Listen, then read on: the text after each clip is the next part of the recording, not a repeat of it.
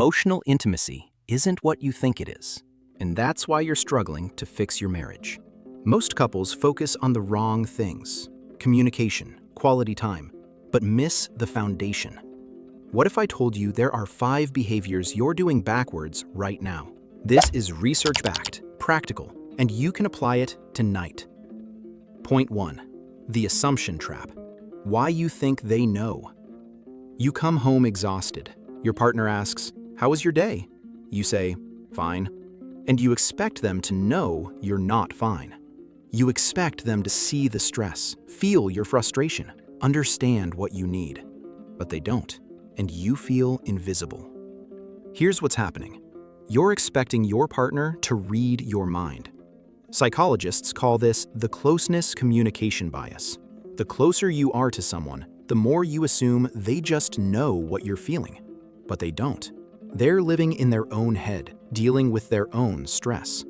So here's your first takeaway. Use the I feel, I need formula. Instead of expecting them to guess, say, "I feel overwhelmed today. I need 20 minutes to decompress before we talk." That's it. Clear, simple, no resentment building up. But even when you do start talking more clearly, there's another problem most couples hit. Point 2. The surface talk problem. Why deep conversations died. Think about your last 5 conversations with your partner. How many were about logistics? Did you pay the electric bill?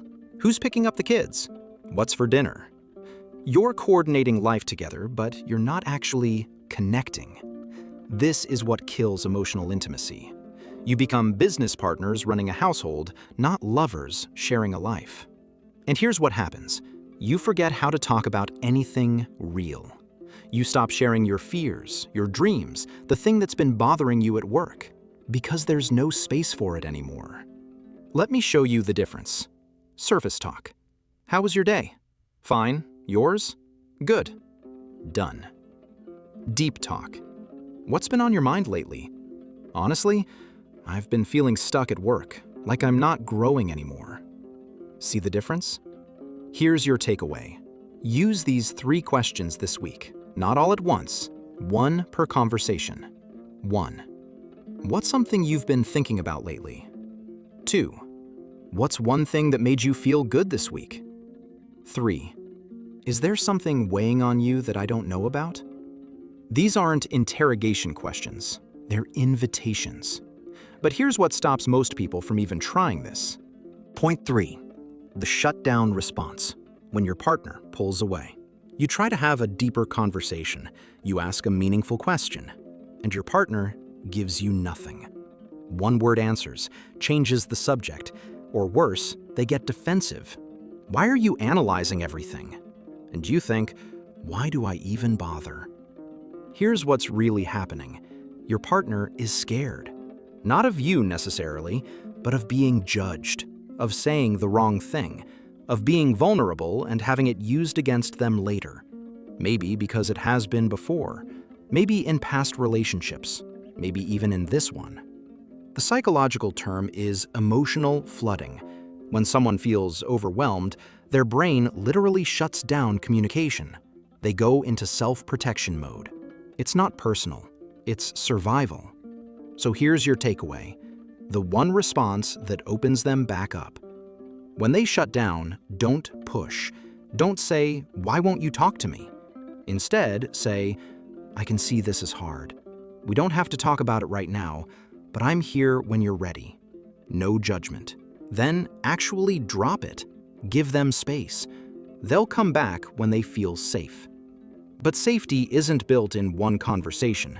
It's built in small moments every single day. And there's one specific time you're probably missing. Point 4. The golden window. Daily 15-minute ritual. Most couples wait for the right time to connect emotionally. Date night, weekend getaway, after the kids are asleep. But those big moments are too rare, and by the time they come, you've drifted too far apart. Emotional intimacy needs daily maintenance, not hours, just 15 minutes. But it has to be consistent and intentional. Research shows that couples who check in emotionally every day report significantly higher relationship satisfaction. Here's exactly how to do it. Pick one time every day. Morning coffee, right after work, before bed. Doesn't matter when, just make it the same time. No phones, no TV, face each other, and ask, how are you feeling today? Not how was your day, how are you feeling? Then, and this is crucial, actually listen. Don't fix, don't give advice unless they ask. Just hear them. Reflect back what they said. It sounds like you're feeling anxious about that presentation. That's it. They feel seen, you feel closer. Your takeaway?